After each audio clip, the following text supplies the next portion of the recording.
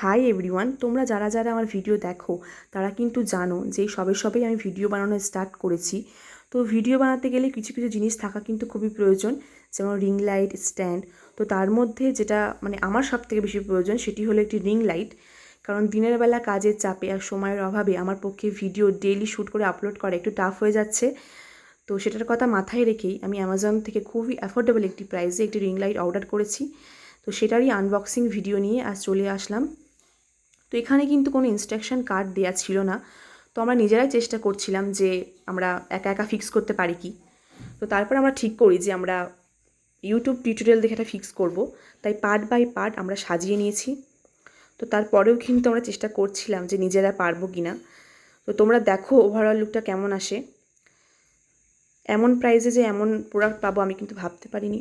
Overall লুকটা দেখো কত দারুণ এসেছে।